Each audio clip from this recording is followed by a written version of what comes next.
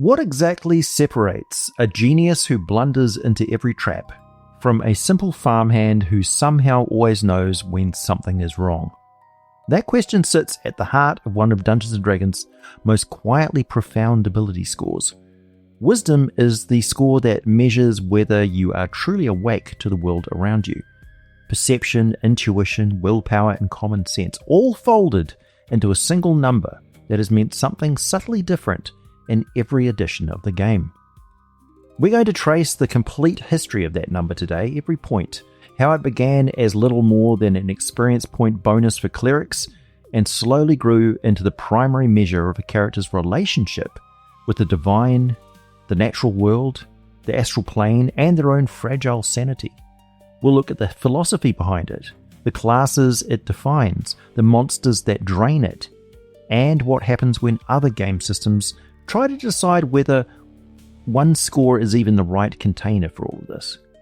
There's a particular kind of person, a character, every D&D player has met at some point. It's usually a villain, occasionally as a party member to their lasting regret.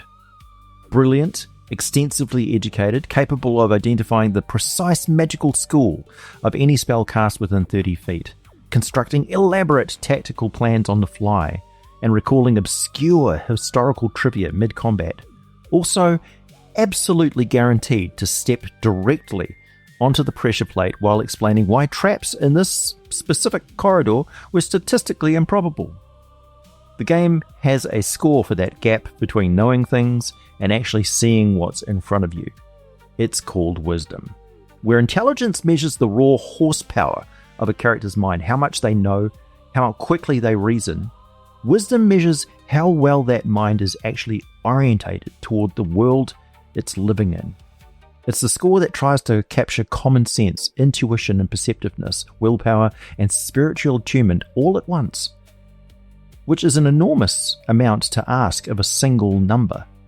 Different editions of D&D have handled that burden in very different ways. One thing that makes Wisdom unusual compared to every other ability score is how awkwardly it sits between the character and the player. Nobody expects the person rolling a strength of 18 barbarian to be able to lift a car. But when a player spots the clue the Dungeon Master planted and reads the room correctly, or gets a bad feeling about the merchant that turns out to be completely justified, is that the character's wisdom at work, or just the player paying attention? The line blurs in a way that it never does with strength or intelligence, and the game has never fully resolved it. That tension is part of what makes Wisdom the most philosophically interesting number on the sheet. Dragon magazine designer, and somebody I swear whose name is perfect for an NBC, Jefferson Schweikhofer, made the point that Wisdom is the one score you genuinely cannot shortcut. Intelligence can be trained, knowledge accumulates through study, but wisdom only comes from experience, specifically the kind where you are wrong about something that mattered and you had to sit with the consequences long enough to actually learn from it. That quality is exactly why the classes drawing on wisdom have always been ones powered by attunement rather than study. Clerics, druids, rangers, and monks. None of them are hitting their spell DCs because they've read the right books. They're tapped into something, and staying tapped in requires a particular kind of wakefulness that wisdom, for all its sprawl as a concept, has always been trying to capture. So where did it start? What did each edition make of it, and what happens when other systems try to decide whether one score is even the right container for all of this? Settle back, grab yourself a tasty beverage. It's time to get deeply nerdy, as this is the complete guide to the Wisdom Attribute. The original 1974 white box gave Wisdom one job. It was the prime requisite for clerics. Roll high and your cleric earned bonus experience points, advancing faster. Roll low and you ground through the levels at standard pace.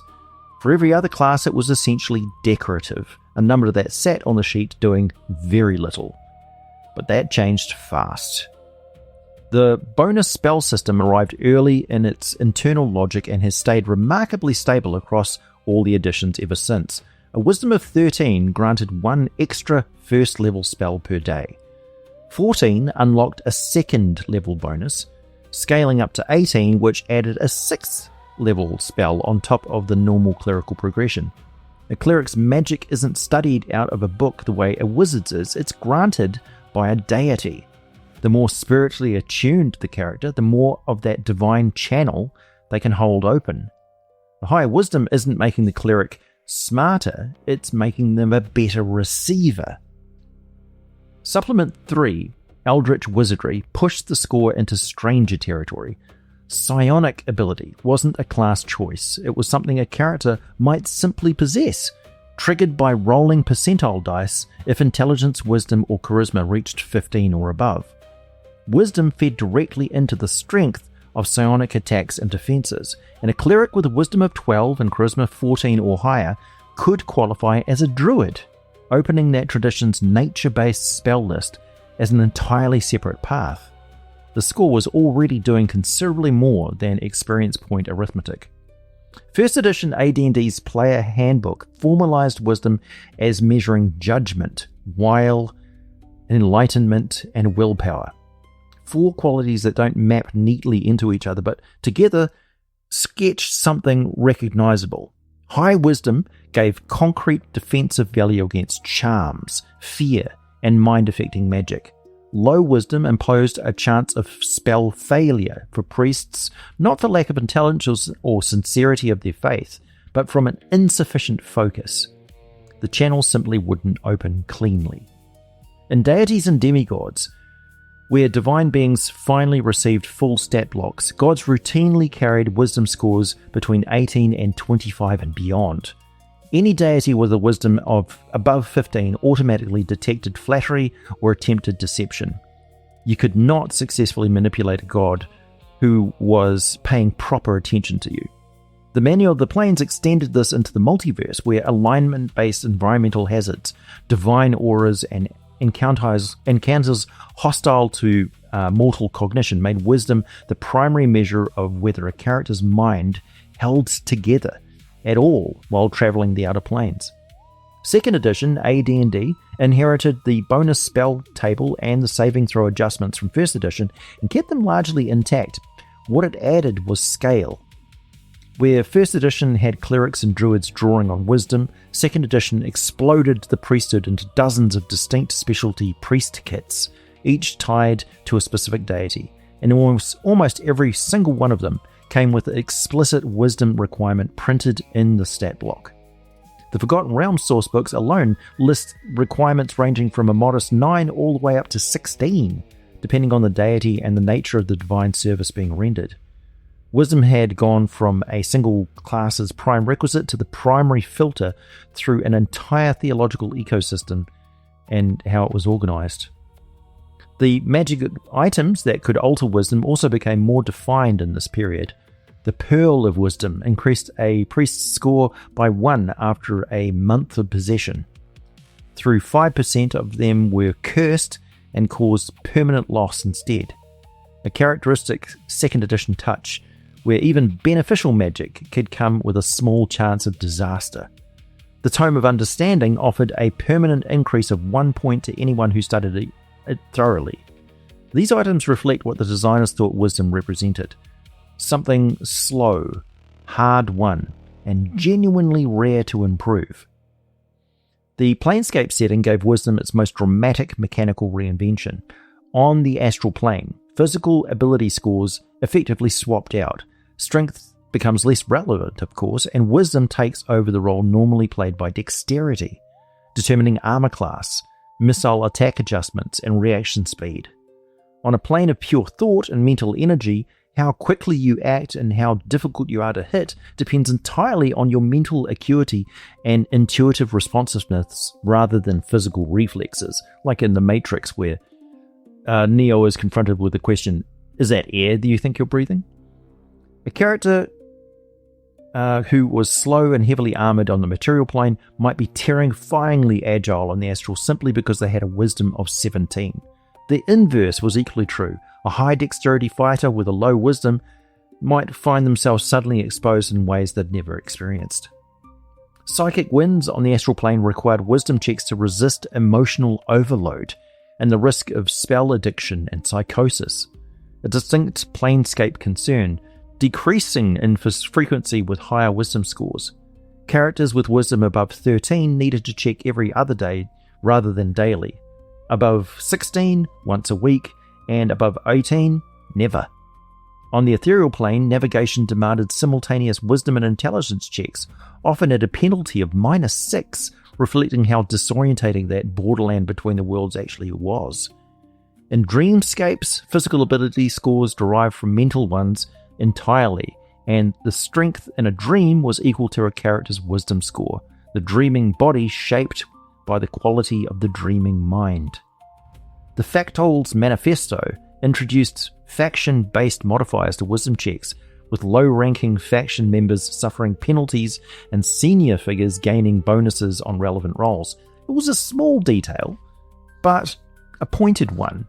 The idea that immersion in a particular philosophical tradition over time genuinely sharpened or dulled certain perceptual and judgmental faculties depending on the health of the ideology you'd committed yourself to.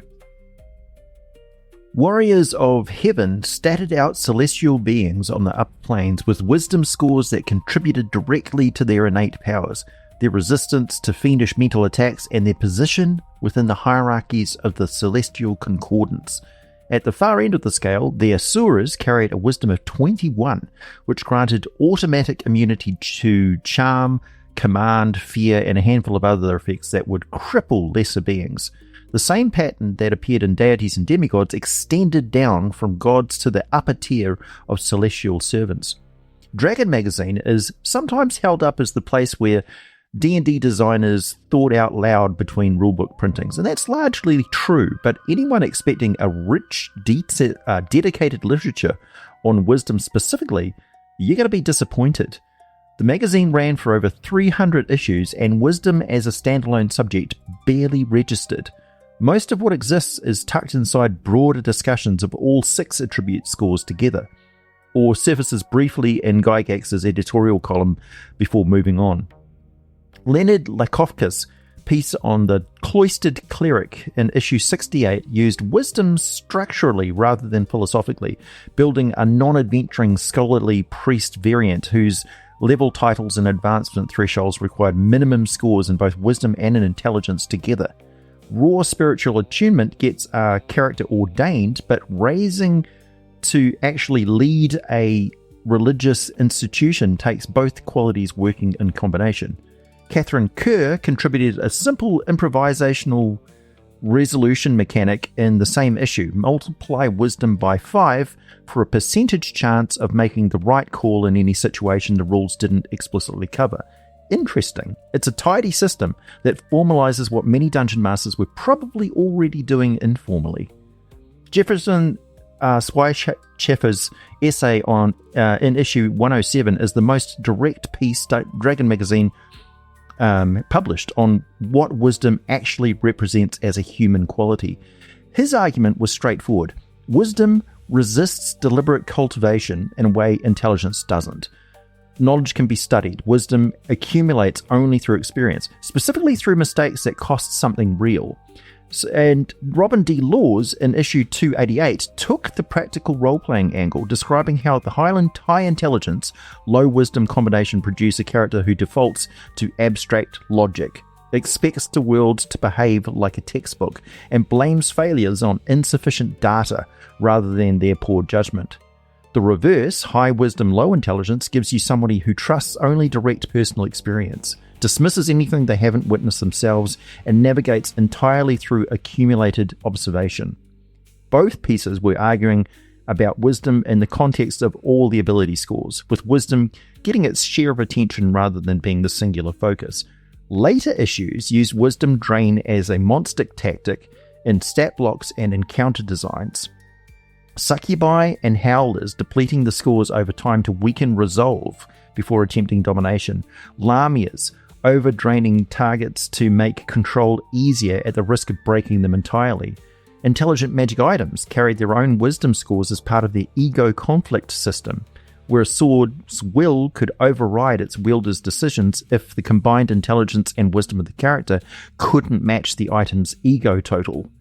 These appearances were incidental to the articles containing them rather than the explorations of wisdom in its own right. But Dragon reflected the core rulebook's treatment of wisdom more than it expanded on it. 3rd edition arrived in 2000 and reorganized nearly everything, but its treatment of wisdom was less a reinvention than a tidying up. The bonus spell system survived, reformatted to work with the new modifier scale. The divine spellcasting connection survived. What changed was that wisdom was now anchored to a specific codified set of skills: spot, listen, heal, sense motive, survival, and later perception in 3.5 edition, giving the score a consistent mechanical presence in play that didn't depend entirely on whether your character happened to be a priest. The will saving throw was the other significant addition. 3rd edition collapsed the old saving throw categories into 3: fortitude, reflex, and will, and wisdom governed will entirely. Every enchantment, every fear effect, every attempt to dominate or charm or compel a character now ran directly through the wisdom modifier. It was a clean solution to what had previously been a somewhat diffuse defensive role, and it had the side effect of making wisdom relevant to every class in the game, rather than primarily to divine spellcasters. Now, a fighter with a low wisdom wasn't missing out on bonus spells. They were walking around with a soft underbelly against half the spell list.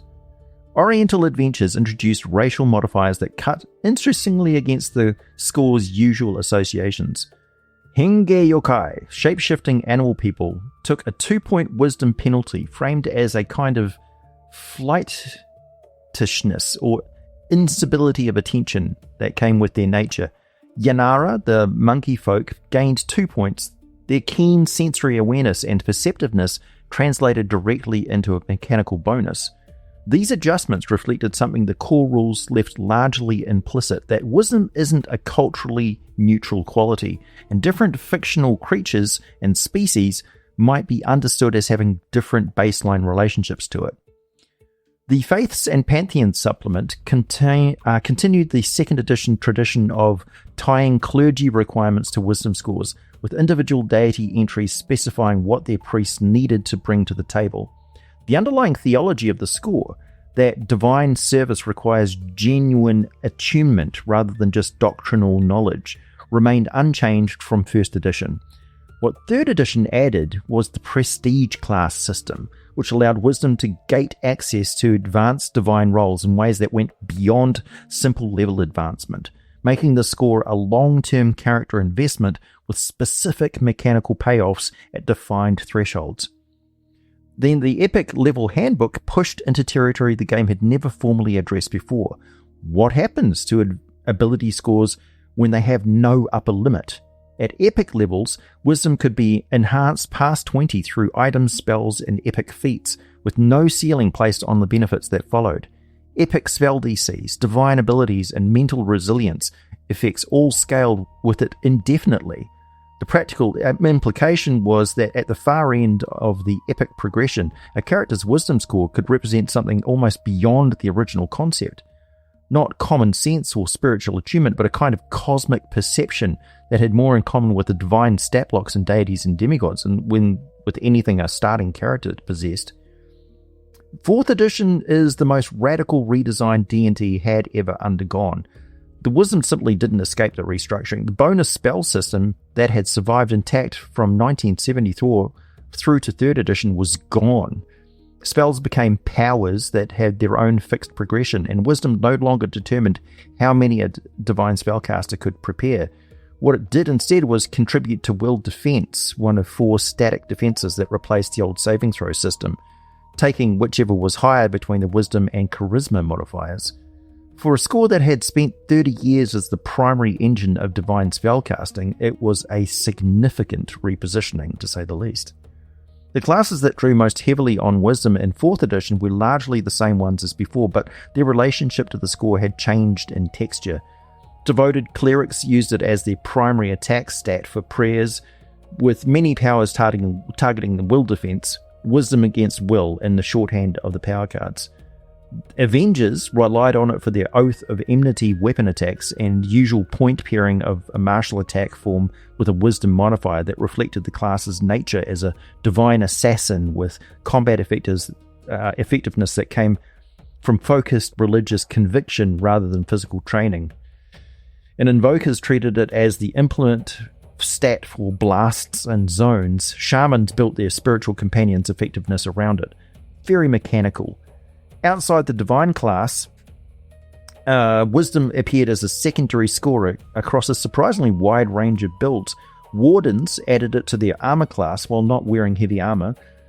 Monks in the Scented Breath tradition used it to enhance flurry of blows damage and movement techniques. Battle Minds gained damage resistance equal to their Wisdom modifier. The score had been distributed across the class list in a way that made it consistently relevant without being dominant. No single ability score should be either useless or to most characters, or mandatory for everyone. The skill list contracted significantly. Dungeoneering, Heal, Insight, Nature, and Perception all keyed off Wisdom, covering roughly the same conceptual territory as 3rd edition's Wisdom skills, but reorganized to fit the streamlined 4th edition framework. Perception in particular became one of the most universally relevant skills in the game, making Wisdom a score that even heavily martial characters had reason to care about for the pure exploration utility. Racial Wisdom bonuses in 4th edition included the Diva, Dwarf, Elf, Githzerai, Wilden, and both Shifter subraces, among others. In the Astral Sea, 4th edition's replacement of the Outer Planes retained environmental hazards that imposed penalties to will and wisdom-based checks, a direct echo of 2nd edition's Planescape mechanics translated into the new defensive framework. Removing the spell bonus connection was the real test. For 30 years, Wisdom's mechanical importance had been almost inseparable from divine spellcasting. But take away the spells and it wasn't obvious the score had enough left to stand on. 4th edition's answer was to spread Wisdom's influence more evenly across the system rather than concentrating it in one place. And the result was a version of the score that was less dramatically central to any one class but more quietly present through the whole game. Nothing really. 5th edition's brought the bonus spell system back, restored the will save under the name Wisdom Saving Throw, and returned Wisdom to its familiar role as the primary spellcasting stat for clerics, druids, rangers, and monks. In broad strokes, it looks like a restoration of 3rd edition's arrangement, but a few additions gave the score a slightly different character in play. Passive Wisdom Perception is the most quietly influential.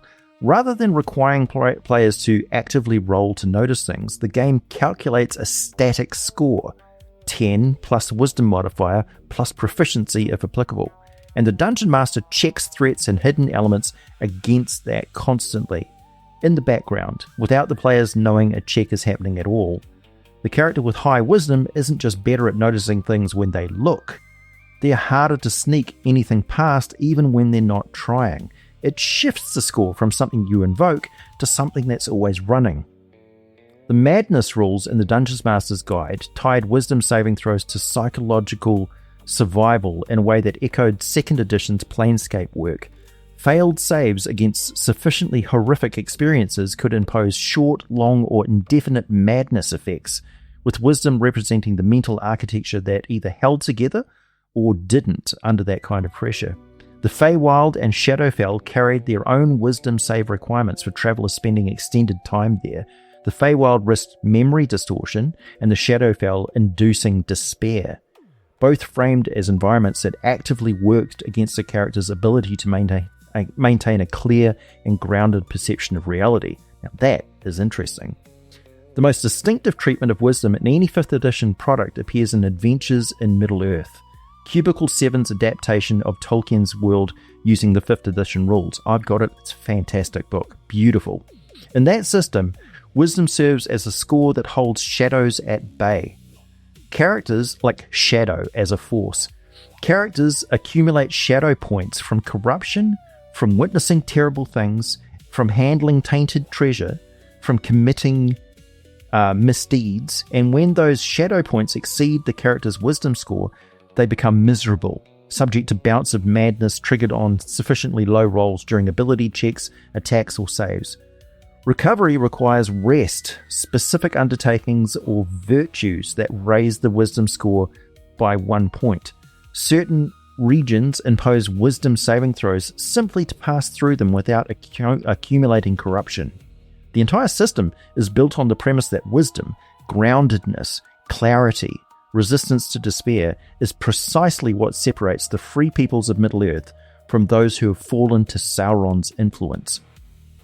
The monk class in 5th edition added a wrinkle that earlier editions hadn't explored as directly. Unarmored armor class for monks is calculated at 10 plus dexterity modifier plus wisdom modifier, meaning a high wisdom monk is literally harder to hit because their perceptiveness and mental presence, a physical defense derived from mental quality. Key, the DC run off wisdom as well, making the score central to both the offensive and defensive expression of the class's abilities. Before we move into how other game systems have handled wisdom, it's worth spending some time on what the numbers actually mean at the table. This is one of the signatures of my complete attribute guide videos, so here we go. Not just mechanically, but as lived quality. The modifier thresholds are the natural breakpoints, since those are where the score starts doing something meaningfully different. But the experience of playing a given wisdom score lives in the territory between those jumps as much as at them. Scores of 1 through 3 represent catastrophic impairment rather than simple low wisdom. A score of 1 is a complete disconnection from the world, no reliable sense of cause and effect, no ability to read danger before it arrives, no functional feedback loop between experience and judgment. It's the territory of feeble-mindedness at its worst, reducing a character below the functional cognition of most animals. Other characters don't view someone here as foolish or reckless, they view them as visibly profoundly broken. At 4 and 5, the modifier is -3, and the character is aware of the world around them but makes consistently poor judgments about it. They miss social cues that most people catch immediately. They walk into obvious situations without registering the warning signs and tend to react to problems after they've already escalated. At 4 is the person who genuinely didn't notice the tension in the tavern until the fight literally started. Scores of 6 and 7 carry a -2 modifier and describe recklessness and impulsiveness as a consistent pattern rather than occasional lapses. The character acts on instinct without pausing for consequences, trusts people they probably shouldn't, and frames poor decisions as boldness after the fact. They notice things, unlike the 4 or 5, but don't process what they notice quickly or accurately enough to act on it well. Others see them as impulsive and unreliable even when their intentions are good. At 8 and 9, the -1 modifier describes something subtler and in some ways harder to play. The character functions well in familiar territory and makes reasonable decisions most of the time. What they lack is the instinctive alertness that catches the slightly off thing about a situation before it becomes a problem. They get fooled a bit more easily than most, miss subtext, and occasionally make choices that seem sensible in the moment but reveal poor long-term judgment in hindsight. The failures this range produces are the kind that can plausibly happen to anyone, which makes it a genuinely subtle score to portray. 10 and 11 are the human average, modifier 0, and the honest thing to say about them is that they offer almost nothing distinctive in roleplay. This is functional common sense, noticing what most people notice, reading situations reasonably well, making decisions that hold up most of the time without any particular gift at it. Most background NPCs live here. The first modifier jump upward comes at 12 and 13. This is where wisdom starts feeling like an actual character trait. A +1 modifier doesn't sound dramatic, but the lived experience of playing this score is being the person in the group who tends to notice things first.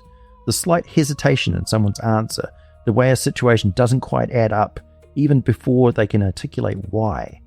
Others seek their read on things informally because experience has shown them that this character's instincts tend to be sound.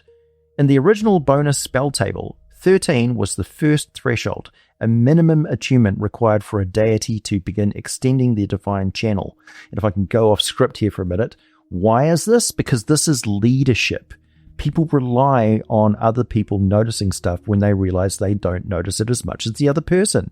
And what is leadership? It's influence. What does a god need to spread its faith and get more followers?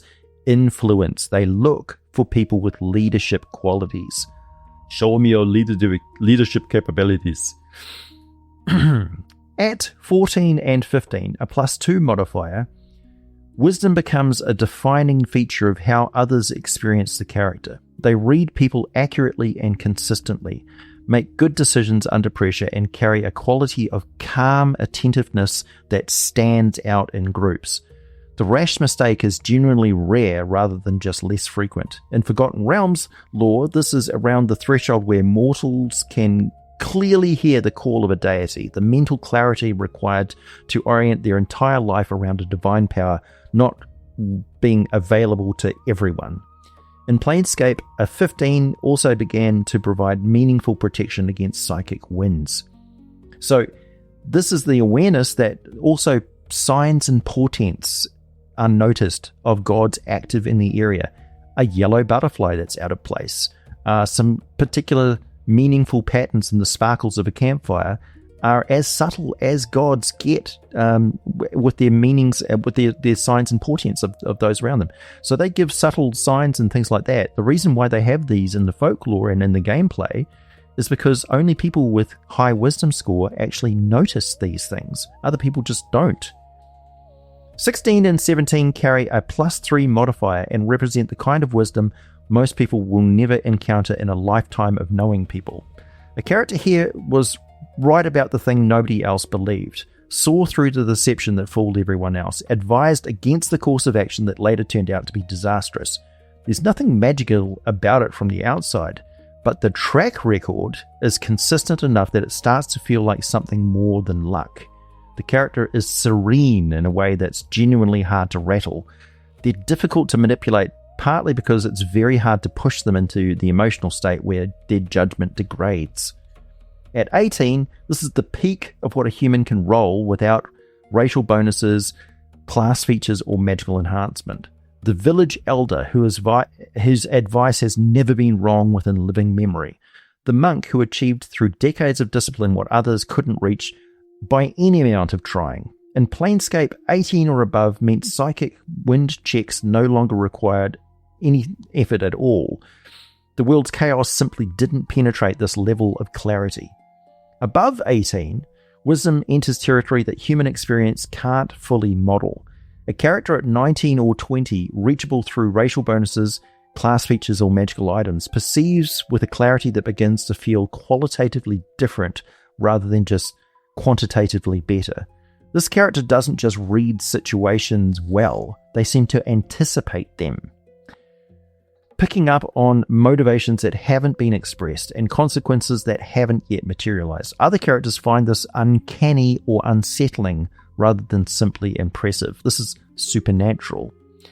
As the score climbs through the low 20s and these qualities intensify, a 22 or 23 represent the kind of perception attributed to great prophets and oracles, legendary, but not necessarily literal foresight, but a clarity about the nature of things that produces judgment so consistently accurate they become indistinguishable from, foretelling, soothsaying in practice. At 25, the upper end of what magical enhancements typically reaches, the character operates with a perceptual faculty that has almost nothing in common with ordinary human experiences.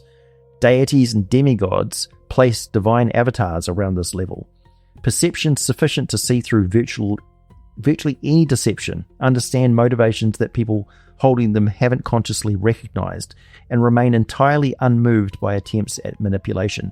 So they will look at a character and tell the motivations of that character that even that character doesn't realize they have. At 26 and above, wisdom as a human concept has been left entirely behind. The beings carry scores in this range are the greater gods, demon lords, elder powers outside of the alignment structure. They don't experience perception and judgment the way normal mortals do. They don't read situations, they simply know them. The gap between stimulus and understanding that exists for even the wisest mortal has effectively closed. A god with a wisdom of 28 doesn't notice the deception and then see through it. The truth is simply apparent without the intermediary step of being fooled. What's worth noting about demon lords carrying scores in this range alongside their charisma and intelligence, what it implies about evil at this scale. A demon lord at 26 is not impulsive or oblivious.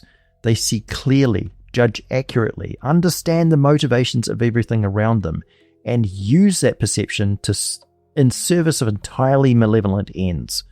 High wisdom at this level is not goodness, it's clarity, and clarity can serve any purpose. At 30, which sits at near the absolute ceiling of published stat blocks for greater deities, the score describes something which mortal language is genuinely inadequate to describe: perfect attunement to the fabric of reality. Perception that encompasses not just the present moment, but the currents of cause and consequence running through time. The weave of cause and effect. The quality the Planescape designers were gesturing at when they wrote that psychic winds simply don't touch a mind above a certain threshold, extending it to its logical extreme. Now, Pathfinder began as a direct continuation of 3rd edition D&D, and its 1st edition treatment of wisdom was essentially identical. The same skill associations, the same will saving dependency, the same divine spellcasting role. What makes Pathfinder's 2nd edition interesting is that it represents a genuine attempt to rebuild the game from scratch while keeping the 6 ability scores, and the choices made around wisdom in that rebuild reveal some assumptions the D&D lineage had always carried without quite examining them.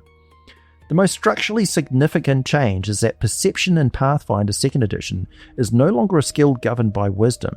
It's a separate stat entirely, with its own proficiency rank that advances independent of any ability score, though wisdom still feeds into it as a modifier. The practical effect is that a character can be highly trained in perception without having exceptional wisdom, and a character with a high wisdom but untrained perception can underperform from a lower wisdom character who has invested in the proficiency. The score and the skill have been pulled apart in a way that D&D never attempted. It couldn't, acknowledging that noticing things is partly an innate quality and partly a trained one. The ancestry system in Pathfinder 2nd edition handles wisdom in ways that are worth examining carefully. Dwarves receive a wisdom boost alongside their constitution boost, framing the cultural reputation for groundedness and resistance to mental manipulation as something built into their ancestry rather than just a role-playing convention. Halflings similarly receive a wisdom boost, their perceptiveness and social awareness encoded at that biological levels.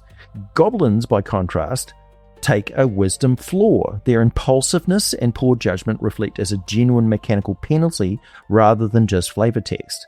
The system is being very direct about what it thinks different ancestries are like, and wisdom is one of the primary scores through which those assumptions get expressed. Now, the background system extends this further. An unusually large number of Pathfinder 2nd edition backgrounds offer wisdom as one of their 2 boost options. Animal Whisperer, Bounty Hunter, Farmhand, Field Medic, Herbalist, Hunter, Scout, and others. These are backgrounds defined by direct engagement with the physical and social world, if you look at them, by practical experience rather than formal education. The game is consistently associating wisdom with a practical kind of life, outdoors, hands-on, observational, in contrast to the intelligent boosting backgrounds that tend towards scholarship, craft, and abstraction. Bookwork. The stupefied condition in Pathfinder 2nd edition it's the most elegant mechanical expression of wisdom's role, rather than having a separate effects for different kinds of mental impairment. Stupefied applies a single penalty to all intelligence, wisdom, and charisma skill checks and DCs simultaneously, including wisdom saves, spell attack rolls, and spell DCs. A sufficiently stupefied spell, I love that word, divine caster is not just worse at resisting mental effects, they're worse at casting, worse at perception, worse at social interaction, all at once. It treats mental capacity as a unified system that degrades together, rather than piecemeal as a collection of separate faculties that can be individually targeted. A headband of inspired wisdom, Pathfinder's 2nd edition's Apex Wisdom item, increases the score by 2 or sets it at 18, whichever is higher, and adds the ability to re-roll saving throws against confused, fascinated, or stupefied effects. The choice of those 3 conditions is pointed. They're all states where the character's own perception and judgment have been compromised, and the item's secondary power is specifically about recovering that clarity when it's taken from you. What Pathfinder's 2nd edition ultimately does with wisdom is it tightens it up. The sprawl of associations that accumulated across D&D's many editions, divine attunement, planner survival, psychic prerequisites, dream logic, faction dynamics, shadow resistance, it's all stripped back to a focused core: perception, willpower, practical and judgment, and natural attunement. Some of what was lost in the tightening, which was genuinely interesting, but what remains is more internally consistent.